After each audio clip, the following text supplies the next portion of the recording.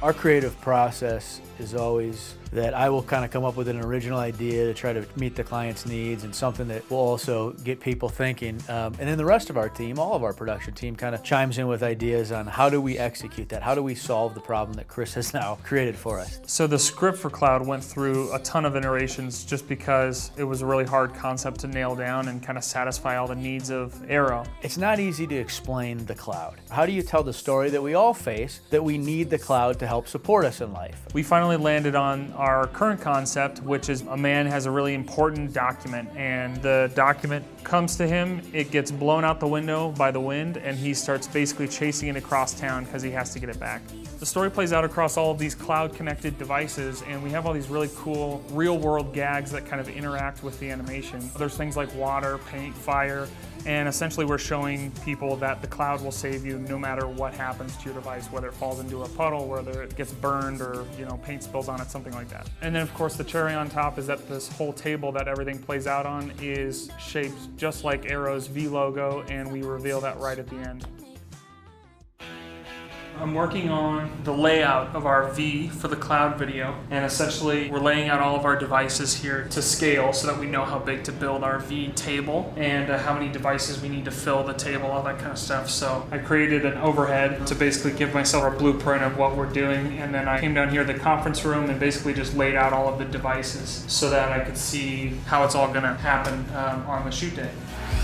We are here at my garage today building the V for our cloud spot. We just finished cutting out our giant V. It was a little bit difficult getting all the angles right and all the curved edges, but it turned out awesome. From there, it's kind of figuring out the placement of our devices and where the fish tank's gonna go. So I think that's our first big gag that we're gonna work on placing in the V. So still have a lot left to do. All of our gags basically to actually engineer and test. So we gotta do our paint gag. We have to do our fire bar so that you get a big explosion in between the devices and the camera, and then just a lot of like finishing touches to make it look really slick.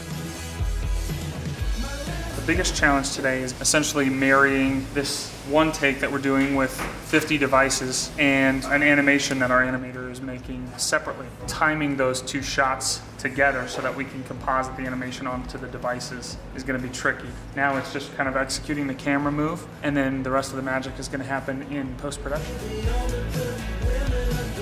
We kind of did a rough layout of all our devices. Right now I'm just kind of going through and rigging up the gags, which is to me the most fun part.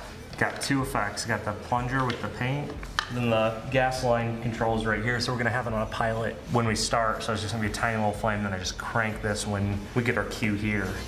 When John first came to me and was like, hey, we gotta build a fire bar, it's probably something a professional should do. You can cut that out.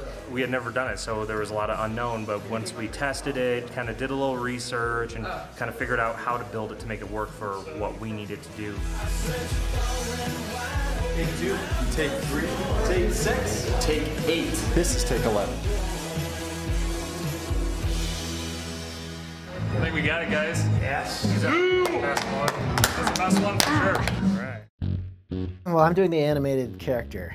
Well, the biggest challenge is the timing. We've got each screen is visible for a certain amount of time, and the character has to seamlessly go from one scene to the next. There's got to be continuity through the whole thing, so I need to make sure that the flow of the action fits that timing. So I'm handing off each of those animation video segments to Ryan, and then he's going to take that, match the camera moves, and composite it into the final.